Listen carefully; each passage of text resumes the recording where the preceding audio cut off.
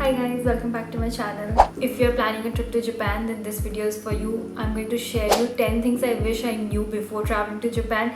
These are little tips and tricks that you should know before planning your trip, and it will make your trip so much easier. It will help you save a lot of money, time, and just ease your trip. First is the Takubin service. Japan has a really amazing luggage delivery system, that is the Takubin service. This facility is available at the airport, or you can just go to your hotel reception, ask them to do a Takubin for you. You'll just have to fill a simple form, give your address of the hotel you want it to be delivered, and then just measure your bags and pay, and you're done. Now the cost will vary depending on the size of your bag and the weight of your bag and how fast you need your bag, if you want it within the same day or maybe the next day. Next is the welcome speaker card. As soon as you land in Japan, go to Terminal 3 if you are coming to Haneda Airport and just get a welcome speaker card. This card is going to be very useful. You will not have to stand in lines to get train tickets again and again. You can just tap this card and you will be ready to go. Plus, you can use this card at almost every place. You can pay at convenience stores, small restaurants, shops, etc. Third is, if you're doing a Nara trip, do it on a transition day. Yes, you heard me right. When you're transferring from Kyoto to Osaka, do Nara in between. Just pack your bags, send it via Takubin to Osaka from Kyoto. If you have any luggage with you, store it in the coin lockers and then go around and do your complete trip to Nara. And while coming back, just go back to Osaka. This will help you save a lot of time.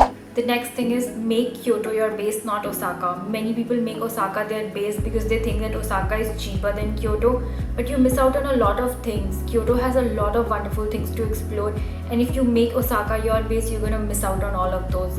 Plus, Osaka has a very city-like vibe which is very similar to Tokyo again.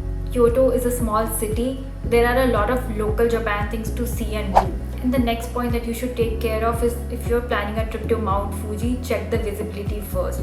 Mount Fuji is visible only about 70 to 80 days a year. So make sure that you check visibility before planning a trip. I mentioned the site where you can check the visibility in the morning, and then if it's visible, the skies are clear, then go ahead and do that Mount Fuji trip. If not, then switch it with any other day of your Tokyo itinerary.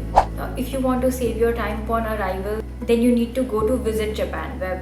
Upon arrival, if you don't want to fill long paper forms for custom and immigration, do this beforehand. Just go to Visit Japan web, create an account, fill in your details, and then you can just submit it.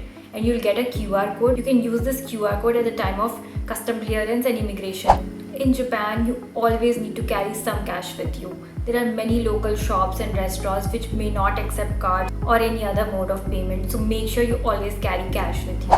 Google Maps is going to be your best friend in Japan. All the train schedules are updated very perfectly in Google Maps. You can just navigate all your travels through Google Maps. You don't need any other app. If there is a platform change, if there is a delay in train, everything is notified on Google Maps, so you can easily rely on it.